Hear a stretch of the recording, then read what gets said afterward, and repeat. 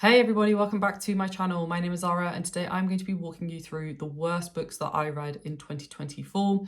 I think this video will be up before my best books of 2024, so do keep an eye out for that video. That will be coming out later on this week. I wanted to put this one up first because I wanted to end 2024 on a positive note rather than a negative one. Before I jump into the list, a few disclaimers. The list is not prioritized. There were certain books that were definitely worse than others, and I will indicate that when I talk about the books. The second disclaimer is that this is not a personal attack on anybody or the authors or people who love these books. This is my personal subjective opinion and that's it. And then the final disclaimer is that I will not say any spoilers for any of the books on this list.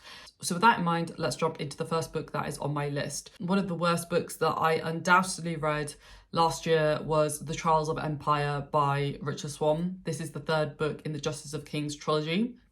And while I quite enjoyed the first book and I had very mixed feelings about the second book, the third book was absolute trash for me personally. This was also a Patreon buddy read and we all had a very, very similar experience. And the reason why I think it just fell so flat is that there was no real plot. There was no real sense of resolution. There were new concepts being talked about in this book, new plot points being introduced in the final book, and that just really did not make sense to me.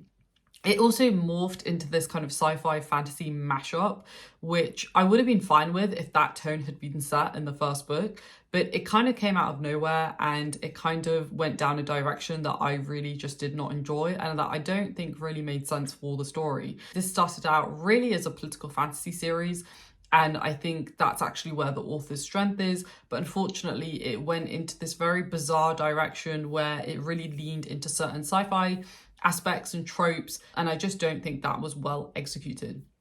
Overall, this was probably the worst book that I read in 2024. It was also probably one of the most disappointing books of 2024 for me because I'd heard so many great things about this series and it just really did not deliver on its promise. The next book on my list is House of Flame and Shadow by Sarah J. Maas. This is I don't even know what number it is in that series. It's the Crescent City series. I think it's book 4, book 3.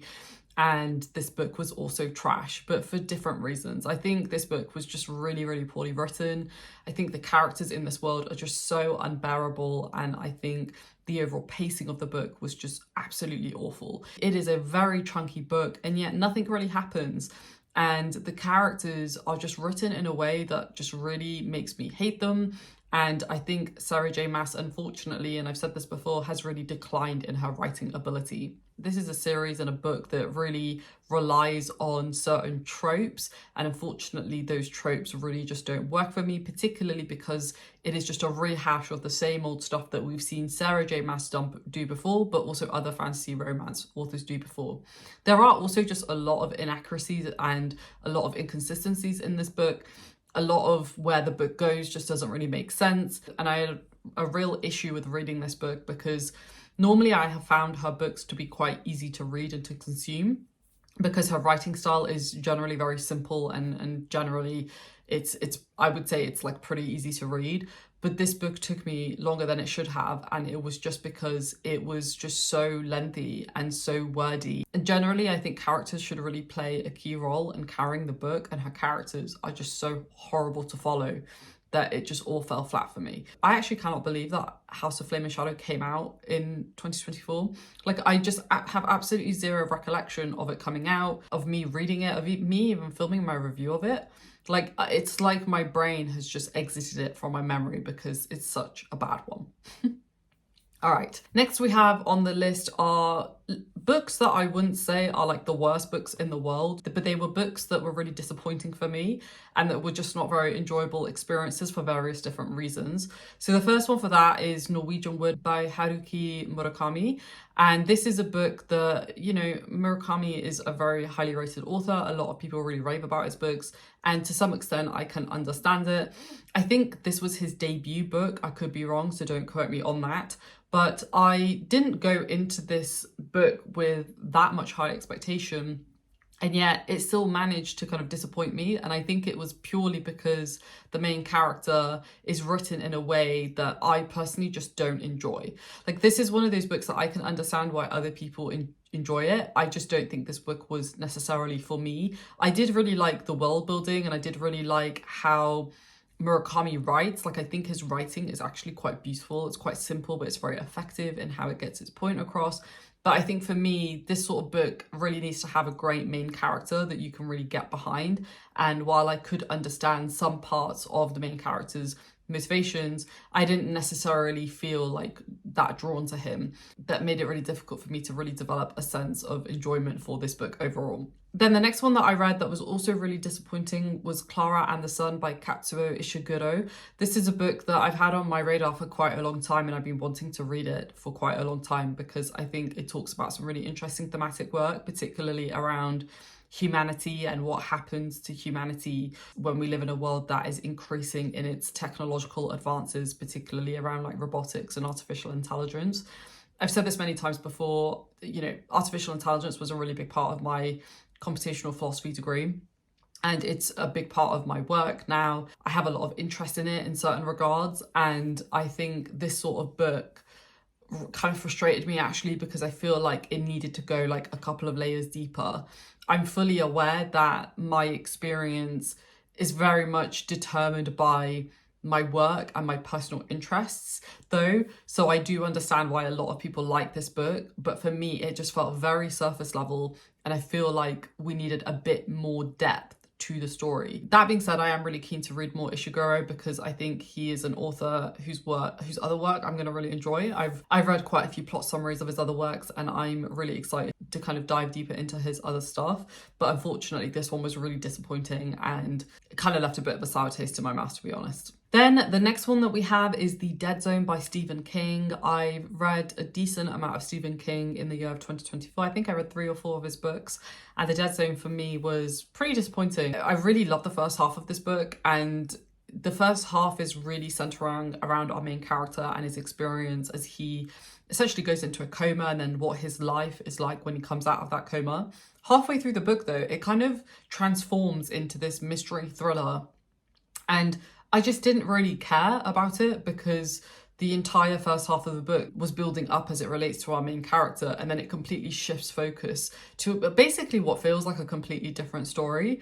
And I just really did not like it. I really did not like it. I think I would have appreciated it a lot more if it stuck with our main character and really focused on his experience as somebody who's coming out of a coma and almost experiencing the world for the first time as this new person. But like I said, it kind of went on this other journey that I just didn't really care for and didn't really buy into.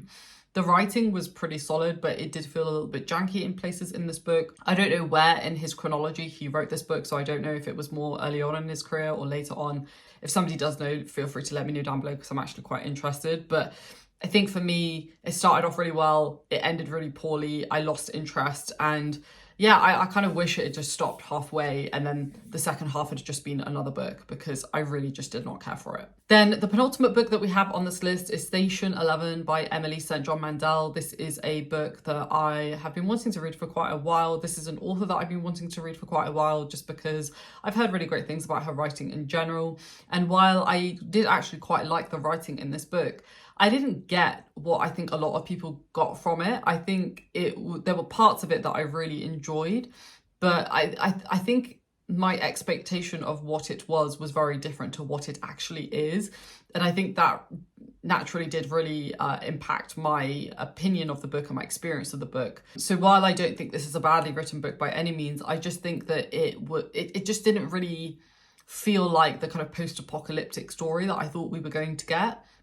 It is very much centered around the characters and the kind of human experience of living through that sort of event, which I really love in my books. It's actually something that I really enjoy in the art that I consume.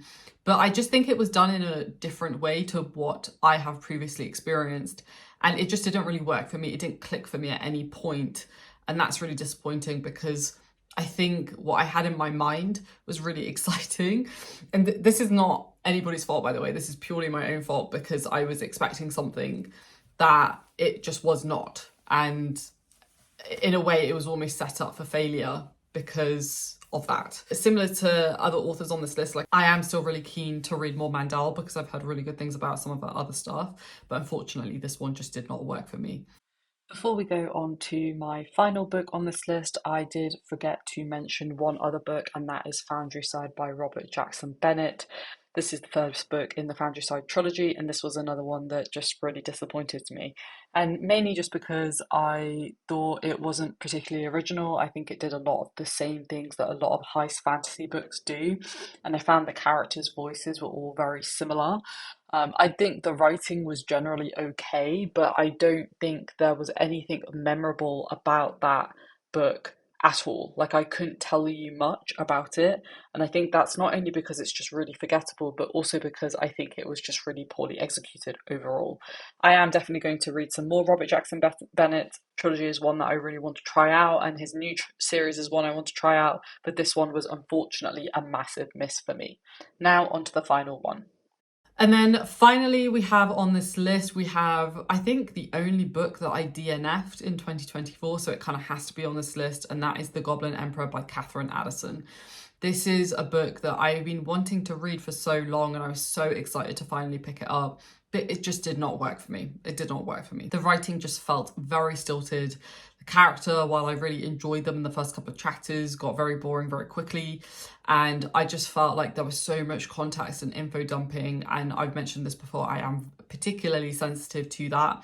I just don't like the way that the author approached it personally. I know and I'm very aware that this book is very beloved in the fantasy sphere, and I'm really glad that it is. I just think it's one of those books that is just not for me personally. It's not the type of writing style that I like. It's not the type of character work that I particularly like. It's also not even, like, I love politics, and I've heard that book is very political. And yeah, I didn't really like how the politics was done in that book either. I read the first like 30 to 40%. And it was just a bit of a drag, to be honest. I found my mind wandering as I was reading it. And that is generally a sign that either I'm not enjoying the book or I need to like go for a walk.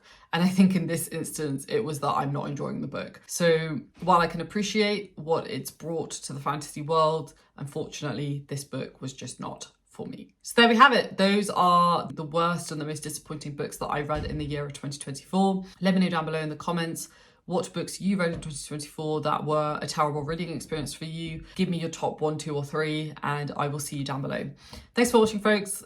I hope you're having a great start to the year, and I will see you in my next video. Stay safe, take care, and I will see you very, very soon.